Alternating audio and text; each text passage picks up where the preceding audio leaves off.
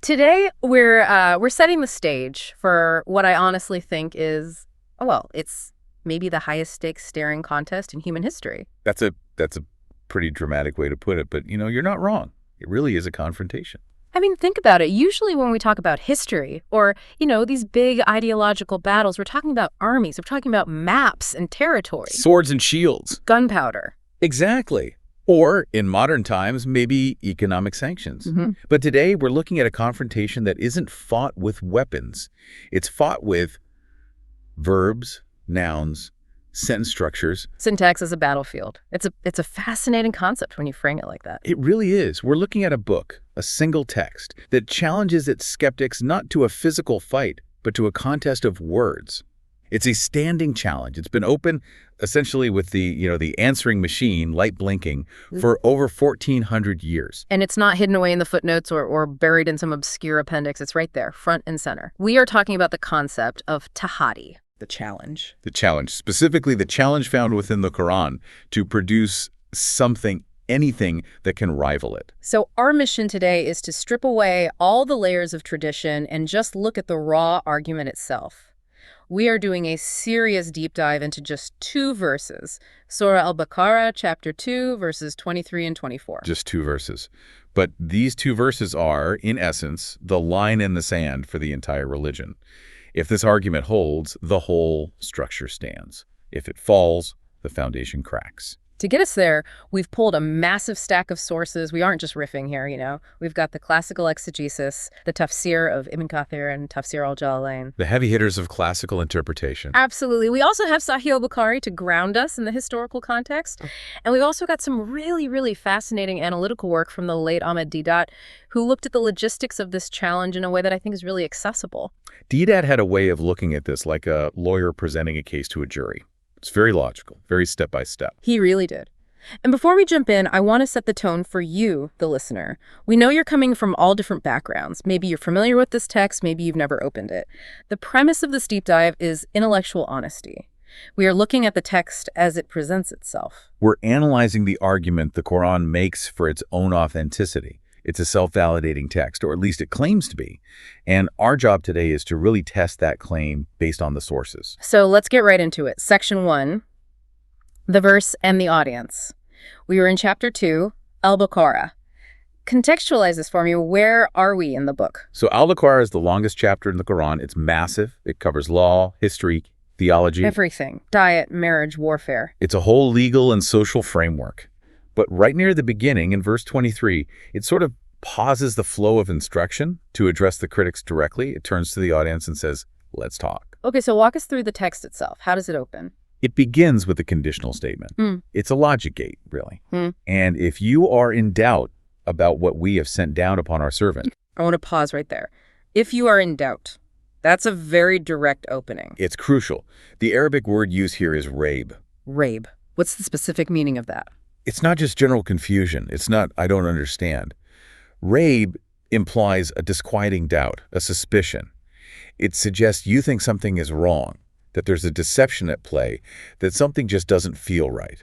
So it's not addressing someone who's just curious, it's addressing a skeptic. Precisely. It's talking directly to the person looking at this book and thinking, I don't buy it. This looks forged. This feels man-made. It's an invitation to the most critical members of the audience. It's calling out the elephant in the room right away. It is. It acknowledges the skepticism. Yep. And then continues about what we have sent down upon our servant. Our servant. And that's a specific reference to Prophet Muhammad. Yes. And the phrasing, our servant, in Arabic, abdina, is a claim of ownership. It's establishing the chain of custody right from the start. The source text is saying, this man, Muhammad, belongs to the divine. The message belongs to the divine. He is just the vessel. The servant delivering the master's letter. That's a perfect analogy. The argument is, don't get hung up on the mailman. Focus on the letter's contents and its origin. So the setup is, if you are skeptical about this book that we sent down through this man, then what? What is the dare? The verse continues. Then produce a surah, the like thereof. Produce a surah, a chapter. A chapter. Any chapter. And then it adds a kicker, right? It does. It says, and call upon your witnesses other than Allah if you should be truthful. Okay, on the surface, that sounds simple. Write a chapter. But we have to understand who is being told to do this. Because if you tell me right now to write a chapter of a book, I might struggle, but I'm not a 7th century Arab poet. The audience is key. This is where the historical context is absolutely vital. You cannot understand the sheer weight of this challenge without understanding the audience. When this verse was revealed, it wasn't being broadcast into a void. It was landing directly in the ears of 3 specific, powerful groups in 7th century Arabia. Who were they? First, you had the Arab Jews, who were deeply learned in scripture, in prophecy, in the stories of the prophet. Okay, so they had a theological background. A deep one. Then you have the Christians in the region, particularly in places like Najran, also people of the book, with their own rich literary and theological traditions. And the third group?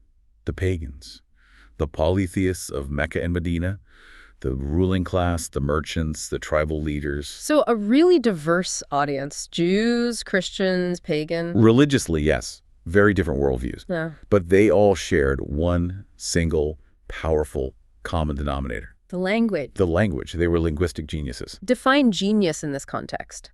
Are we talking about everyone being literate, reading and writing? Not necessarily literacy in that modern sense, but oral fluency. Yeah. Eloquence. The Arabs of that time were obsessed, and I mean obsessed, with language. It was their entire cultural currency. I've read about the souk ukaz, the market of ukaz. It's souk ukaz. It was a market, yes, you could buy spices and livestock there. But the main event, the real show, was poetry. It was like an ancient poetry slam, a rap battle. That's probably the best modern analogy. Poets would stand up and recite these incredibly intricate, complex odes, qasidas, and the crowd would judge them on the spot. A good poet could raise the status of their entire tribe overnight. A bad poet could ruin their reputation for a generation. So they use poetry for everything. Everything. For history, for news, for propaganda, for warfare. If you wanted to insult a rival tribe, you didn't just send them an angry message. You hired a poet to compose a scathing satire that would be memorized and repeated by everyone in the peninsula. So words were their superpower, their primary technology. Absolutely. They valued eloquence above gold and silver. They knew the structure of Arabic inside and out. They knew all the meters, the rhymes, the different forms of prose. They could spot a grammatical error or a weak metaphor from a mile away. And this is where the logic of the challenge becomes so razor sharp. The sources, especially D.'s work, mention something about the alphabet. Yes, this is a point D. highlights beautifully. The Quran isn't written in some secret heavenly language that no one understands. It's written in plain, clear Arabic. The same language they were speaking at the dinner table in the marketplace. Exactly. The Quran uses the same letters, alif, ba, the same vocabulary, the same grammar that the Arabs use to communicate every single day. See the ingredients argument. I love that analogy because it's so fitting. Think of it this way. If I invite you into a master chef's kitchen and I give you flour, water, yeast, and salt, and I use those same 4 ingredients to bake a loaf of bread that is, by all accounts, the most perfect loaf of bread ever created. A Michelin star loaf. Exactly. And you taste it and you say, this isn't real bread. You faked this. You didn't bake this. This is some kind of trick. And I claim I'm the best baker in the world. Right. So the logical challenge is, okay, fine. Here's the flour. Here's the water. Here's the yeast and salt. You have the exact same ingredients. If you claim I'm a fraud and you claim to be an expert, bake a loaf that tastes like this. If the ingredients are the same, and you doubt the chef, in this case, the prophet, you should be able to cook the same dish, especially if you believe the prophet is just a man like you. And that's the kicker. The people being addressed, the tribal leaders, the great poets of the Quraysh, they didn't just think they were equal to Muhammad in this domain. They thought they were far superior. Why is that? Because Muhammad wasn't a poet. He wasn't known for oratory in that formal competitive sense. He was a merchant. He was a shepherd. He was known for his character, his trustworthiness, but not for his linguistic flair. So in their eyes, the skeptics were the PhDs of language, and he was, to them, a layman. Correct. So the challenge is coming from someone they perceive as less qualified in the very field of the challenge. Produce a surah the like thereof. I want to dig into the surah part now. A surah is a chapter, but as you know, they vary wildly in length. They do. Al-Baqarah, where this verse is found, is 286 verses. That's a heavy lift. That's a book in itself. A very heavy lift. But the challenge here doesn't say, produce a book like the Quran. And this is a really important nuance that scholars like Ibn Kathir point out. The challenge actually evolved over time. Evolved? You mean the goalposts moved? The goalposts moved closer. They made it easier and easier. Walk me through that. How did it change? Initially, the challenge was quite broad. In one place, it says, produce a recital like it. Then in Surah Hud, it gets more specific. Bring 10 surahs like it. 10 chapters. Okay. That's still a decent amount of work, but it's not the whole book. Right. But finally, the bar was lowered, at least in terms of quantity, to the absolute floor. Right here in Al-Baqarah and also in Surah Yunus, it becomes produce one surah. Just one. And here's the critical piece of data that puts it all in perspective. The shortest surah in the Quran, Surah Al-Kawthar, is only 3 verses long. 3 verses? That's like a haiku. It's tiny. It's incredibly short. It's about 10 words in Arabic. So the low bar of the challenge, the absolute minimum requirement is this. You don't need to write a magnum opus. You don't need to write 1,000 pages. You just need to produce something that matches the quality, the truth, and the eloquence of the Quran, comparable to its shortest chapter. 10 words. That seems deceptively simple. If I'm a master poet, a linguistic champion, and someone tells me, write 3 lines better than this guy, I'd take that bet in a heartbeat. That's an easy win, you'd think. It is deceptive. Because while the word count is low, the criteria for likeness are incredibly high. It's not just about rhyming a few words. It has to match the linguistic structure, which was utterly unique. It was neither prose nor poetry in the traditional Arab sense. Wait, explain that. I think a lot of people assume it's poetry. It's not. Arabic poetry has 16 known strict meters. They're called bihar. Every single poem from that era falls into one of these rhythmic structures. The Quran doesn't fit any of them. But it's not normal prose either, which is just regular speech. It sits in a category of 1. It has rhythm, it has rhyme, it has an undeniable musicality. But it breaks all the established rules of poetry while maintaining a level of eloquence that even its enemies admitted was sublime. So to match it, you'd have to invent a whole new literary form that is somehow superior to the ones they'd perfected for centuries. Exactly. That's just the literary aspect. Yeah. On top of that, it has to report on the unseen with accuracy. We'll definitely get to the unseen part in a bit because that is a huge part of the quality control of this challenge. But I want to stick with the rules for a minute because this isn't just a challenge, it's a regulated contest with very specific clauses. It is very specific. Section 2, the rules of the challenge. There's this fascinating clause in verse 23. And call upon your witnesses other than Allah if you should be truthful. This is the call a friend option, or maybe phone 1,000 friends. Literally. What does witnesses mean in this context? Is it just people who can watch you do it? Tafsir ibn Kathir goes into this in great detail. Witnesses here, or shuhada, implies your supporters, your helpers, your idols, your leaders, your best poets, your wisest scholars. It means anyone and anything you trust. So it's saying don't go it alone. You can form a committee. Exactly. It's an explicit acknowledgement of fairness. The Quran is anticipating the excuses. It's saying, okay, maybe you, as an individual skeptic, aren't a poet. Maybe you aren't literate. Fine. We're not going to hold that against you. Go hire the best poets in Arabia. Go consult the Jewish scholars who know the scriptures inside and out. Go get the Christian monks. You can even call upon your gods. The text seems to imply that. Yes. The verse explicitly says witnesses other than Allah. It's directly challenging their entire belief system. If your idols, Hubal, Alat, Al-Uzza, are real, ask them to inspire you. Ask them to help you write a verse. It reminds me of that other verse in Surah Al-Isra, the one that expands on this. You're thinking of verse 88. Say, if mankind and the jinn gathered together in order to produce the like of this Quran, they could not produce the like of it, even if they were to each other assistants. That is a staggering level of confidence. Gather all of mankind and the jinn? It's a universal, timeless challenge. From a game theory perspective, it's a zero-risk challenge for the author, because the author is claiming to be the creator of all those minds. It implies the author knows the outcome is impossible. Think about it. If this were a human endeavor, if I wrote a book and wanted to trick you into thinking it was from God, I would never, ever invite the entire world to scrutinize it. I would hide the flaws. I would make excuses. You wouldn't say, hey, bring your team of experts, your best critics, and try to dismantle my work. You'd hope no one looks too closely at the cracks. But here the text is practically handing you a magnifying glass and a hammer and saying, go ahead, find a crack. It's saying, combine your intelligence, pool your resources, use supercomputers if you have them, use the wise people in your community. It underscores the fairness doctrine. The challenge isn't setting them up to fail because of a lack of resources. It's giving them permission to cheat, essentially. Get all the help you can possibly muster. It removes the excuse of, well, I couldn't do it because I didn't have the right team, or I'm not a literary person. The text says a disbeliever may not be literate, so Allah shows fairness by saying, get someone who is, get the best. So we have the challenge, write one chapter, we have the resources, call anyone and anything you want. Now we get to the core argument, the real heart of the matter. Section 3, the human versus the divine. Why is this such a big deal? It all goes back to the profile of the man delivering the message, Prophet Muhammad. The our servant mentioned in the verse. Correct.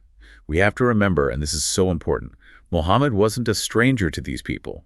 He wasn't a mysterious figure who descended from the mountains with a manuscript and no backstory. He grew up among them. They knew him. They knew his parents, his uncle, his background. They knew what he ate for breakfast. They did business with him. For 40 years before the first revelation, they knew him as Al-Amin, the trustworthy. This is critical for his character. But they also knew his skill set. And historically, according to Sahih al-Bukhari and the unanimous consensus of Muslim scholars, he was Ummi. Unlettered. He could not read or write. And this is the linchpin of the entire argument, isn't it? It is. It's the central pillar. The logic is as follows.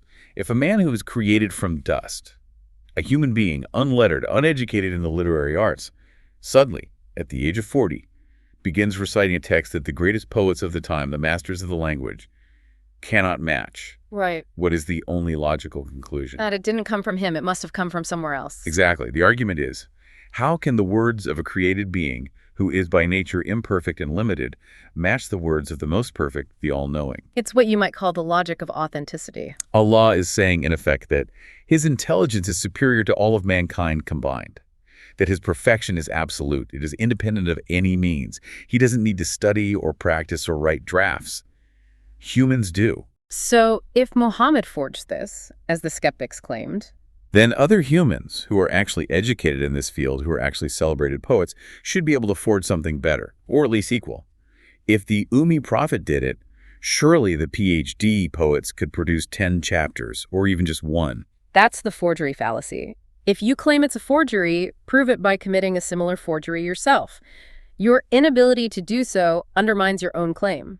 And this connects back to this attribute of Allah being independent of memes. The Quran is presented as an attribute of divine speech. Comparing human speech to divine speech from this perspective is like comparing a child's stick figure drawing to the actual living, breathing person it's supposed to represent. The stick figure is finite, flawed, a pale imitation. The real person is infinitely more complex. Exactly. Human language, no matter how eloquent, is finite, is bound by our limited knowledge and experience. Divine speech, the argument goes, is infinite because it comes from an infinite source. I want to touch on the Ummi aspect again because I feel like modern listeners might miss the significance. Today, being illiterate is seen as a disadvantage, a handicap. But here, in this specific context, it's presented as a proof. It's a vital distinction.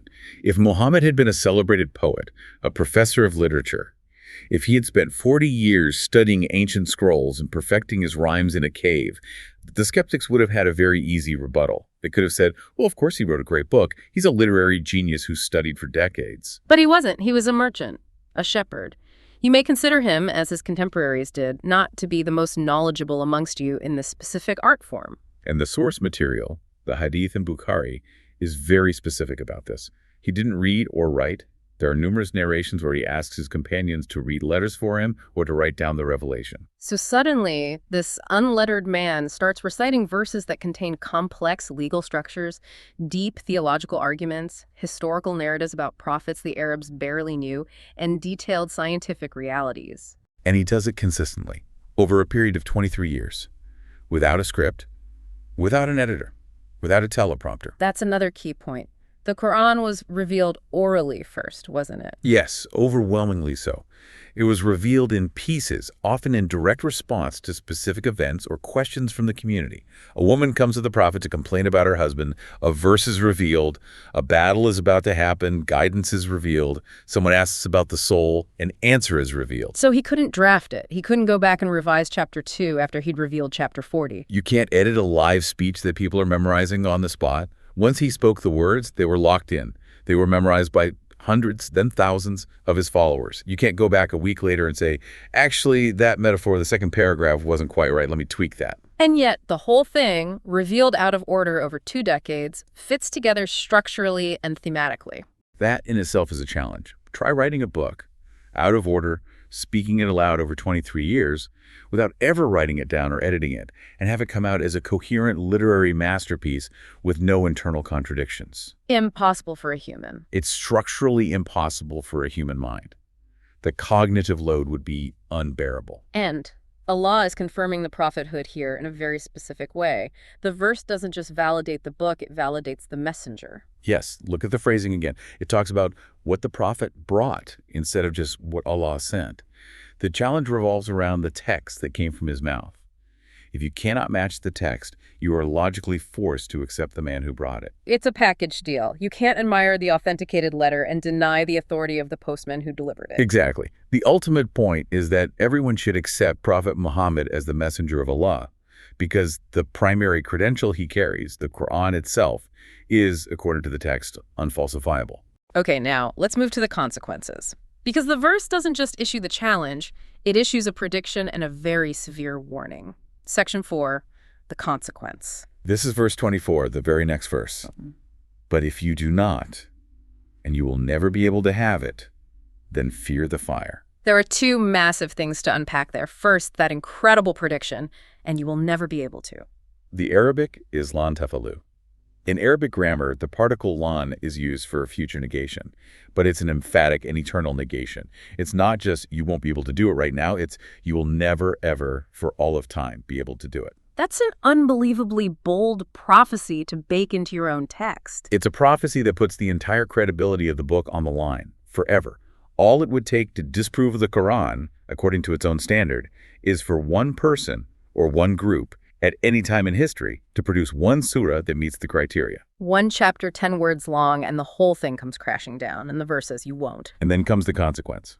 Then feel the fire whose fuel is men and stones. This imagery is incredibly intense. Fuel is men and stones. What does that mean according to the sources? The Tafsir literature, especially Ibn Kathir, dives deep into this.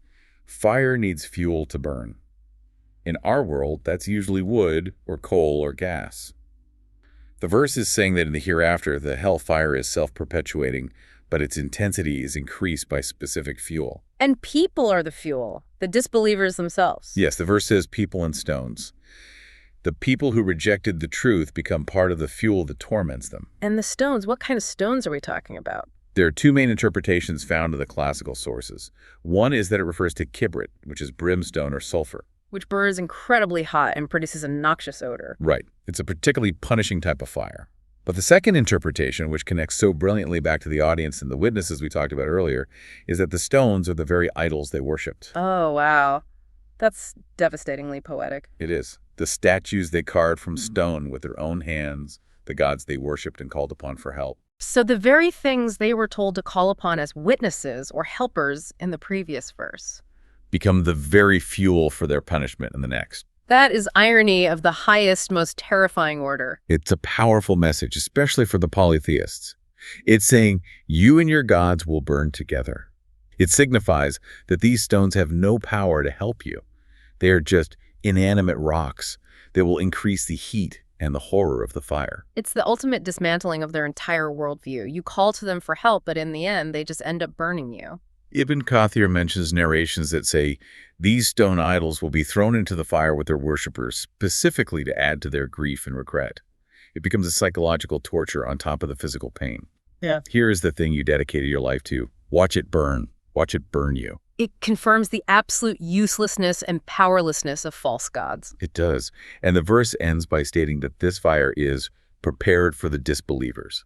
The consequence of failing the test, or rather refusing to accept the results of the test, is catastrophic. Which brings us to the historical reality. This has been on the table for 1,400 years. So, what happened? Section 5. The historical verdict. We have to ask the question.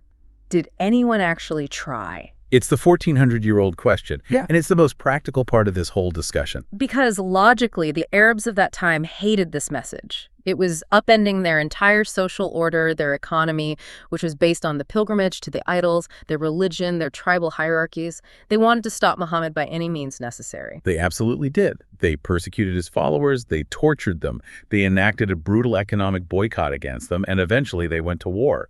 The battles of Badr, Uhud, the Khandak, people died, blood was shed. But here's the thing that an expert source like D. points out so logically. He asks, why fight? Exactly. Why grab a sword when you can just grab a pen? If the challenge was simply produce a surah, and you are the acknowledged masters of the Arabic language, why not just write a few lines, present it to the public, and say, look, we did it, Muhammad is wrong, this whole thing is a sham? It would have been the ultimate bloodless coup. It would have destroyed Islam in an instant, without a single casualty. If the Quran is proven to be human-made, the claim of divinity completely falls apart. You don't need an army, you just need one good poem. So the very fact that they chose to die on the battlefield rather than write a single chapter Strongly suggests they knew they couldn't do it. They recognized the unique, inimitable quality of the text. They were the experts, they knew poetry, they knew prose, and they knew that the Quran was neither. It was a category of its own, and it was superior to anything they could produce. So 1,400 years of silence. Well, silence in terms of a successful attempt. You have to remember, disbelievers are often proud of their intelligence. There have been attempts. Oh, there have. Tell me about them. Of course. Throughout history, you had figures like Musaylima, who was later called Musaylima the Liar. He was a contemporary of the Prophet who claimed prophethood for himself in another part of Arabia. He tried to mimic the Quran style to create his own revelations. And how did that go for him? It was, let's just say, it was seen as comical, even at the time. He mimicked the rhyming cadence, the short verses, but the content was absurd. He wrote verses about the greatness of frogs, or about the elephant and its trunk. Frogs! Seriously? Yes. He tried to elevate mundane subjects using a divine-sounding style, but it came across as a hollow parody. It was like a nursery rhyme trying to be Shakespeare. It lacked the depth, the wisdom, the legal precision, the reporting of the unseen. The Arabs immediately recognized it as a cheap imitation.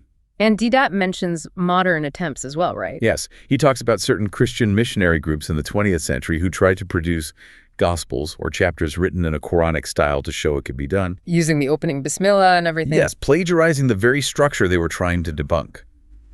But Didat points out the deep irony in this. By copying the Quran structure to try and disprove it, you are implicitly admitting that the Quran structure is the gold standard of perfection. You're validating the blueprint by stealing it. Precisely. And even then, they failed to capture the eloquence, the multi-layered meanings, and the linguistic depth. It's like tracing a masterpiece and claiming you're Da Vinci. The Arabs of the 7th century, even the pagans, had a highly refined ear for language. They could hear the difference immediately. That's why one of their accusations against the prophet was that he was a magician, right? Yes, that was one of their primary accusations. He is a magician, or this is potent magic. Which is, in a very strange way, a massive compliment. It's an admission of defeat. By calling it magic, they were admitting, this is beyond normal human capability. We cannot explain how he's doing this with words, so it must be sorcery. It was an easier explanation for them to swallow. They couldn't bring themselves to say, it's just bad poetry, because everyone would have laughed at them. No, they couldn't. The quality was undeniable, even to its staunchest enemies, so they had to invent a different supernatural explanation, magic, rather than accept the one being presented to them, revelation. That is a fascinating psychological pivot. I can't deny the quality of the product, so I'll just attack the character of the producer. And that brings us full circle to section 6, the philosophy of doubt and guidance. Because the verse begins with, if you are in doubt. It's all about how one responds to that doubt. It's confirming the mission. The verse validates the carrier of the message by focusing on the message itself. If you doubt what we sent down upon our servant. Yes, because if the message is inimitable and the messenger is unlettered, then the source must be divine. The logic is designed to be inescapable. Now, the sources mention 3 different outcomes for these doubters. It's not a monolithic group. We need to categorize them. Right. Not all doubters are the same, and their fates are different. Type 1 is the sincere seeker. This is the person who has genuine questions. The verse says some people who are in doubt may return to the right path after receiving guidance. They investigate, they see the evidence like this challenge, they weigh it honestly, and they accept the truth. So for them, the challenge works as intended. It's a proof that resolves their doubt and leads them to faith. Then there's type 2. the indifferent doubter. The sources say some people who are in doubt and are not sincere in their search for truth may not be guided. They hear the challenge, they hear the evidence, but they just shrug. They're not actively hostile, but they're not interested in pursuing the truth either. They're spiritually apathetic. And then there's type 3. Type 3, the true losers, as the source material sometimes characterizes them. Who are they? These are the people who will knowingly not return to the right path. They're the ones who recognize the truth. The Quran uses a powerful metaphor saying they recognize it as they recognize their own sons, but they actively deny it. Recognize it as they recognize their own sons. That's an incredible phrase from the source material. You can't mistake your own child in a crowd. It's an innate, certain knowledge. It implies absolute certainty. They know it's the truth. They know Muhammad is not a liar. They know the Quran is not poetry. But arrogance, tribal pride, fear of losing status, or just pure stubbornness prevents them from submitting. And the source material says these are the ones for whom the fire is prepared. Yes, because their rejection is not based on an intellectual failure. It's a moral refusal. They are rejecting the truth after it has become clear to them. That is the most serious category of disbelief. That is a heavy realization. It connects back to that idea we parked earlier, the unseen. The challenge isn't just about rhyming words beautifully, it's about reporting on the unseen. Can you expand on that for us? Well, the Quran contains vast amounts of information that was simply unknown to the Arabs of that time. Detailed stories of past nations and prophets, precise predictions of future events like the Roman victory over the Persians, and descriptions of natural phenomena. You mean like the embryology stuff we saw in the source stack? Exactly.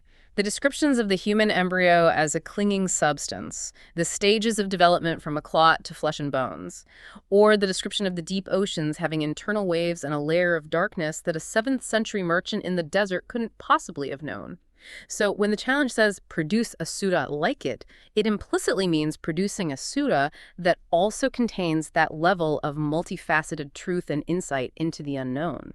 It's not just style, it's substance. It has to be linguistically perfect and factually perfect, even about things that won't be discovered for centuries. That raises the bar from impossibly high to, well, beyond impossible for a human being. Which is the entire point of the argument. So let's bring this all together as we wrap up. We've looked at the verse itself, the specific audience, the incredible fairness of the rules, the failure of history to meet the challenge, and the severe consequences. It's a comprehensive, multi-layered logical argument. What's the final takeaway for the listener? We aren't just talking about ancient history or Arabic linguistics here. I think the takeaway is about the nature of truth and evidence.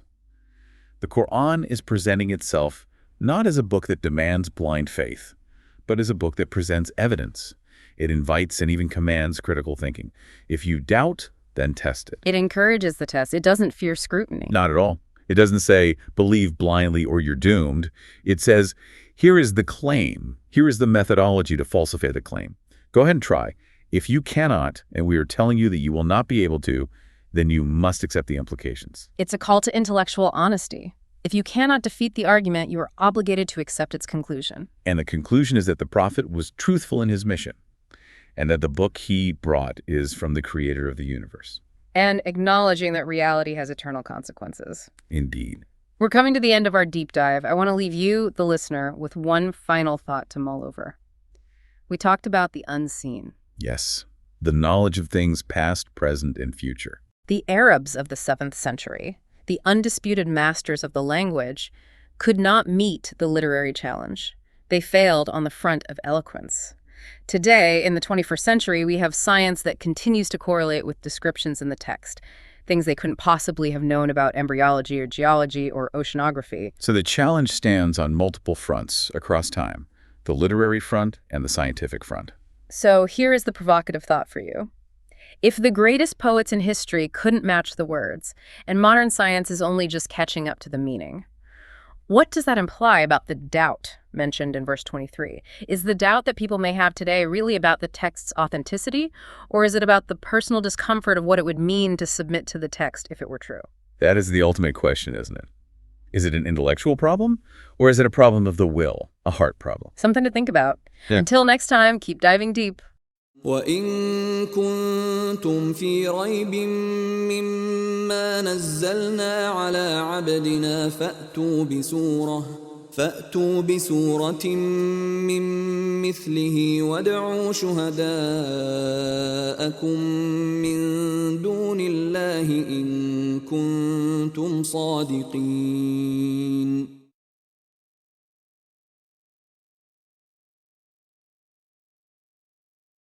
وإن كنتم في ريب مما نزلنا على عبدنا فأتوا بسورة من مثله وادعوا شهداءكم